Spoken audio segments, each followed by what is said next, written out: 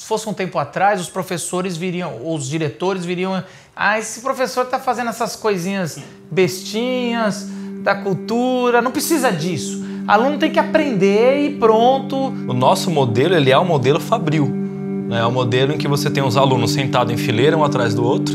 O professor lá na frente é o único detentor do conhecimento. E quando você cria um vínculo com o aluno, quando você estabelece com ele uma discussão de algo que faz parte do mundo dele, que ele vê na prática, isso faz sentido para ele.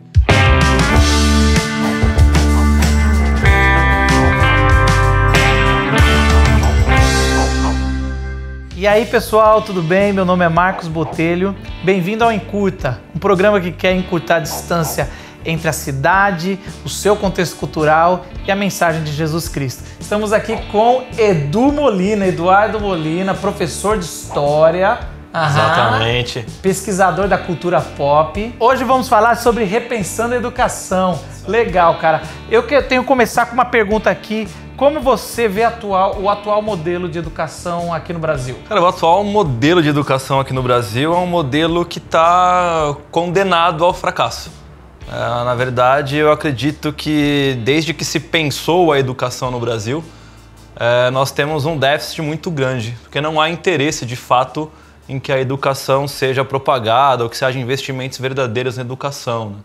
Nós temos um modelo que hoje acaba privilegiando muito mais uma questão de fazer o aluno passar no vestibular, entrar numa faculdade, do que você desenvolver o aluno como uma pessoa na sua integridade. Então nós não formamos mais cidadãos, nós estamos pensando em formar alguém que vai passar no Enem, no vestibular, e isso é muito ruim.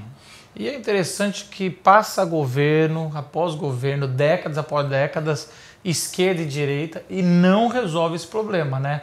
Não olha para o professor, para a educação, com um olhar de carinho, que é o futuro do país, depende da educação, não é?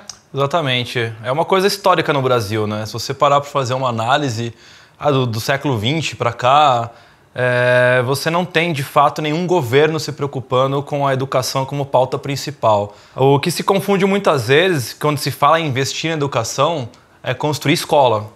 Você está construindo um prédio, você não está construindo a educação. Para você investir em educação, você tem que investir na formação do professor. E aí eu até estendo mais, na formação de quem trabalha na escola. O coordenador, orientador, diretor, até o pessoal que está ali, né, o bedel no corredor. Você tem que pensar a educação como uma coisa muito mais ampla do que simplesmente a sala de aula. E dentro desse modelo que existe no Brasil, isso nunca foi prioridade, né? E nesse modelo de educação, qual que é o papel da escola, dos pais, do professor, do aluno, nesse modelo, e por que você acha que não está dando certo? Eu acho que, na verdade, a escola ela acabou assumindo um papel que não é o dela. Se a gente for fazer uma análise mais sociológica, você tem algumas instituições que são os pilares da sociedade, né? Dentre elas a família. A família, educação, Estado, né? Se coloca a igreja, mas numa perspectiva de religião como um todo, né? Principalmente nas questões sociais. Então, quando uma instituição não funciona, as outras também não funcionam. Então, nós temos famílias que são... Ou quando uma instituição, desculpa te interromper, quando uma instituição não funciona, a outra toma posse ou faz o papel do que não deveria estar fazendo. Então, se eu tenho uma família desestruturada, uma família que não se preocupa com a educação dos filhos, né? Nós somos pais. Seria muito mais fácil eu chegar na minha casa hoje, cansado do trabalho, e dar o tablet na mão da minha filha. Tipo, se vira aí, na hora de dormir eu tomo o tablet e boto lá na cama. Então isso é fácil. Criar filho dessa forma é fácil. Agora, quando você quer educar o seu filho, você senta, você brinca, você conversa, você quer saber como foi na escola, você tenta acompanhar o seu filho o máximo que você pode. Então, quando a família não faz isso, ela joga o filho, sei lá, para qualquer tipo de educação, então você tem essa criança chegando na escola completamente desequilibrada. E aí a escola vai assumir qual papel? O da família. Pior que a escola quer criar as crianças e não educar. Que daí é pior ainda, e aí né? Você tem, exatamente, você tem outro problema. A partir do momento que o professor ele deixa de ser o professor e ele vira pai, psicólogo, amigo, ele assume outras funções que não há a essencial no processo de educação, você também vai ter um gap na formação dessa pessoa, desse aluno, e isso vai acabar refletindo depois na vida adulta dele, né? Então é uma série de problemas. A família deveria participar do processo de educação. Quando você marca uma reunião de pais, os pais não vão. O pai só quer saber no final do ano se o filho vai ser aprovado ou não. E aí se ele paga a escola, se é uma escola privada, ele quer que o filho passe porque ele está pagando a escola. Então você começa a criar uma bolha que ninguém resolve. Como repensar, Edu, assim, aceitando a premissa que você está dando, mas como repensar a educação num sistema que está já construído de, por exemplo, de séries, onde você tem provas no final e eu lembro direitinho, eu estudei em escola pública, eu sei que você dá aula em escola pública e privada, você tem essa experiência dos dois lados. E eu lembro direitinho que o sistema era muito assim, na minha época, não sei se hoje ainda era, mas podia estar 6 matérias que você não reprovava de recuperação, 7 você reprovava. Eu lembro que às vezes eu ficava em 6 e se você estudasse, tirasse X nota, você passava. Então, a mentalidade do aluno vagabundo, que eu representava isso... Nossa, representávamos isso. Vou estudar no final do ano e eu não reprovava. A gente ia passando nesse jeito, que é um jeito de que, olha, se eu conseguir passar nisso, que é a mesma coisa do vestibular. Então você prepara e pior, vem de talvez um conceito de revolução industrial, tudo que você está preparando desde as posições das carteiras, o aluno lá, o professor lá em cima não comunicando, o quadro, todo esse sistema parece assim, eu vou te preparar para você ser um produtor ou trabalhar e produzir para um país melhor, que não tem nada de errado, mas se for só isso... O nosso modelo, ele é um modelo fabril. É um modelo em que você tem os alunos sentados em fileira, um atrás do outro. O professor lá na frente é o único detentor do conhecimento. Aí você tem um sinal que avisa quando começa a aula, quando termina a aula. É tudo muito robotizado. E aí você não trabalha na formação desse cara como um indivíduo. Você não discute com esse cara as questões de leis, você não ensina esse cara a Constituição. Sei lá, você não pensa na formação dele como cidadão. Você está pensando simplesmente em pegar esse cara e jogar ele como um modelo que vai servir numa linha de trabalho qualquer. Então você está reproduzindo, na verdade, isso. Quando eu tenho um modelo bem tecnicista de educação, eu não quero que esse cara de fato se desenvolva, né, como um cidadão na sua amplitude. Eu quero simplesmente que ele vá sair da escola, que ele consiga um trabalho, que ele faça exatamente aquilo a vida inteira dele.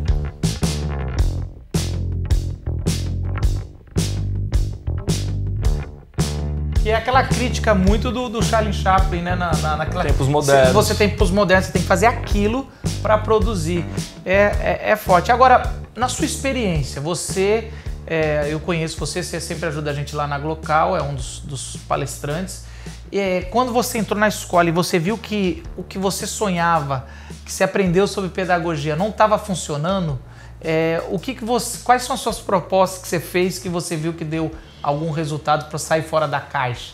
Cara, como eu sempre gostei muito, né, da cultura pop, né, de filme, série, principalmente história em quadrinhos, eu comecei a perceber que o aluno ele tem um diálogo muito maior com a cultura do que muitas vezes com o conteúdo. E como eu trabalho na área de humanas, né, eu sou professor de história, mas também já dou aula de filosofia e sociologia. Então, criar links, né, de um filme com o conteúdo, de uma história em quadrinhos com o conteúdo, de discutir a história, por exemplo, com rock. O rock tem muita coisa boa que dá para você discutir, né, o contexto histórico. Então, por que não o sertanejo universitário? Quer que eu responda?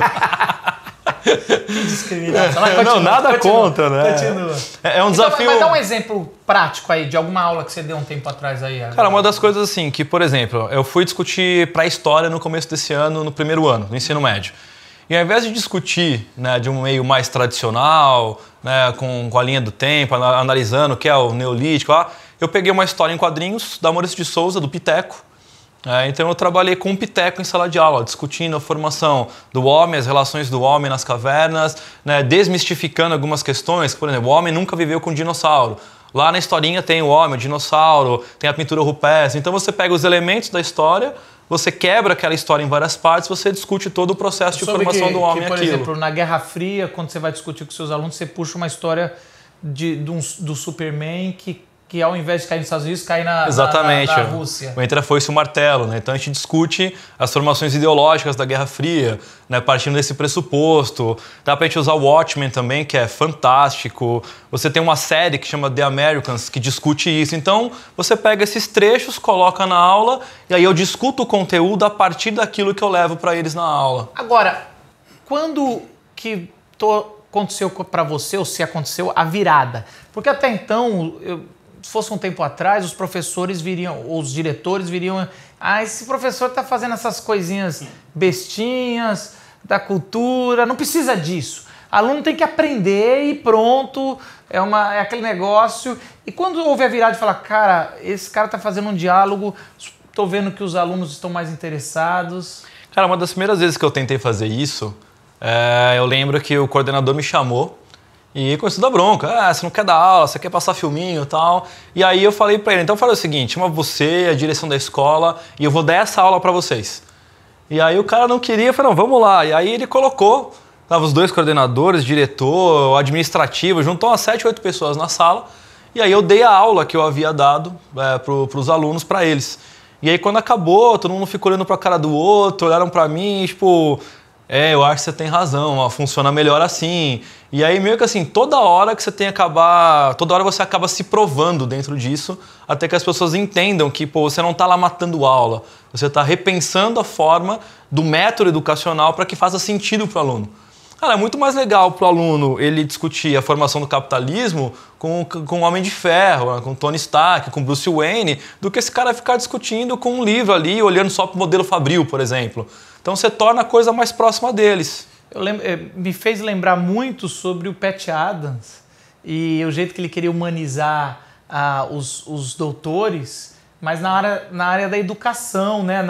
na coisa. E vamos lembrar, é interessante, uma vez eu ouvi alguém falando que no cursinho é o único momento da vida estudantil que o professor e os alunos estão no mesmo lado. Que é assim, não, os dois, o cara eles querem estudar. E geralmente esses professores de cursinho são super interativos, fazem várias coisas. E é lógico que o que você está falando não é que o professor precisa ser um palhaço, de forma precisa ficar plantando bananeira. Alguns até vão fazer, não tem problema, mas não precisa ser isso. É só ser criativo no diálogo, ampliar a matéria. A matéria, por exemplo, de história, qualquer matéria, não é só aquela matéria. Eu lembro uma vez que eu perguntei para um professor de matemática, mas por que o pi? Me ensina, porque assim, eu entendi o cálculo, mas eu quero saber na vida prática. E ele começou a falar um pouco como, olha, nessa ocasião você vai ter que usar o pi. E coisas assim. Então, acho extremamente importante esse abrir, esse repensar da educação, esse repensar da arquitetura na educação. Eu sou fascinado por isso. E quando você cria um vínculo com o aluno, quando você estabelece com ele uma discussão de algo que faz parte do mundo dele, que ele vê na prática, isso faz sentido para ele.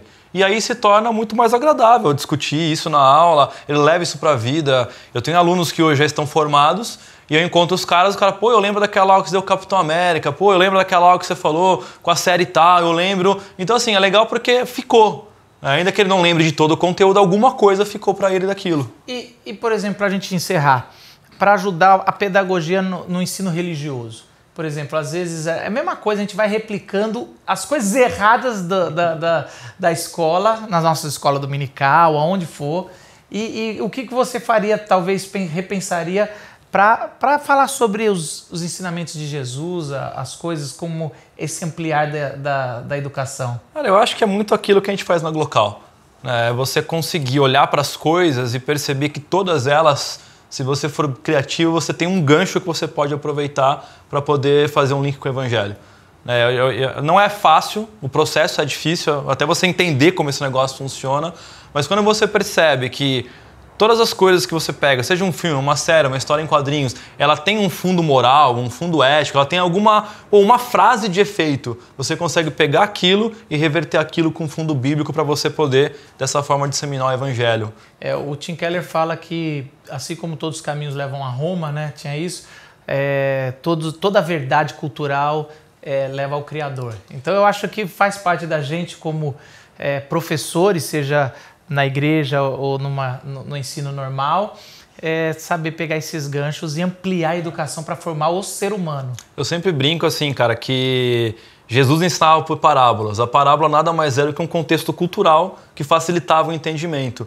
As nossas parábolas hoje são essas, cara. É o filme, a série, é o quadrinho, né? É uma conversa que você tem com um amigo, a música. Então essas são as nossas parábolas. Por que não usá-las a serviço do reino? Gostou do bate-papo? Então, ó, curte o vídeo, assina o canal, aperte o sininho e comente aqui sobre o seu processo de educação, de ensinar ou de aprender, para que esse papo continue reverberando. Até a próxima quinta.